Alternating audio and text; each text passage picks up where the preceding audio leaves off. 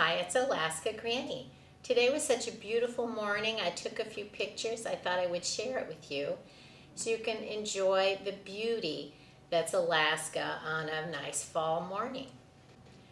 I needed to go into town today, and was I ever surprised when I pulled up to the gas station and gas overnight had gone up between 15 and 20 cents a gallon. Just like that, overnight. We never really know the reasons why the price of gas goes up. They may tell us, oh, the Saudi Arabians have done something, the refineries are down, or there's some new embargo. We don't know what the excuse is going to be, why things that we rely on, count on having, why their price might fluctuate, but we can rely on the knowledge that the prices do go up. The reality is that's one of the costs, the expenses of living, is being able to afford things like gasoline for your car. Most of us realize that the price of almost everything goes up. That's the way life is. Things continue to go up. They may fluctuate and go down a little bit, but the prices are inching up. If you look at the price of whatever something costs whenever you were born, it's higher now than it ever was before. So the idea of being a prepper and stockpiling things you count on having and you rely on, buying them today when we realize the prices are only going to increase, just makes sense. You know you're going to want those things, and you know the price goes higher. And we also run into the possibility that those things may not be available. We live in an uncertain world, and we don't really know what the future holds, but we do know that the prices are going up, that things will fluctuate, and we don't really have any control over it. If you think you can't afford to be a prepper, that it costs too much, you don't have any money now, think about if the prices go up overnight where you live, how are you going to afford it then? It's going to be even harder. Prepping is a hedge against the inflation, the economic uncertainties, and the possible shortages of things that we rely on having. That's one of the reasons that I always suggest that people stockpile food and water, toiletries, all the things you count on having on a day-to-day basis, because we don't know how much they're going to cost tomorrow. We don't know if they're going to be available. We don't even know if we'll be able to afford the gas to get to the store to get them.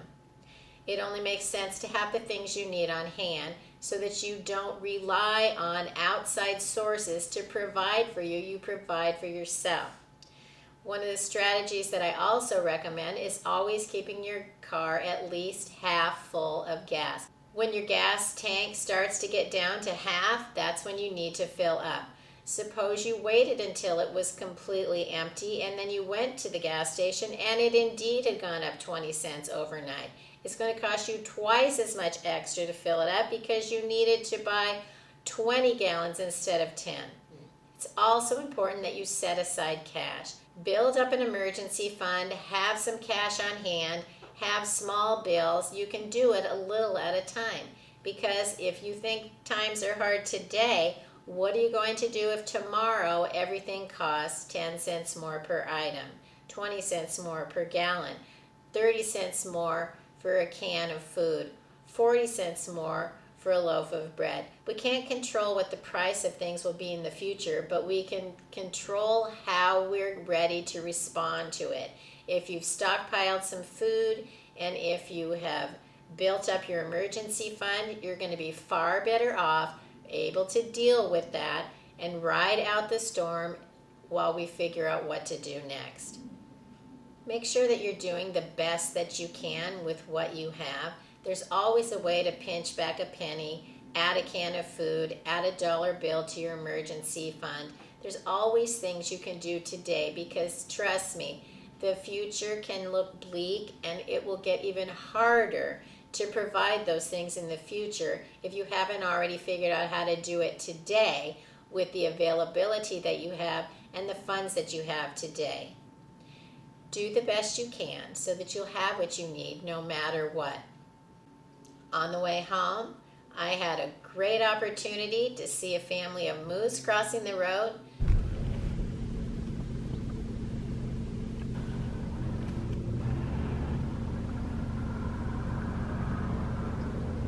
Hey, I was trying to take a picture, nimwit.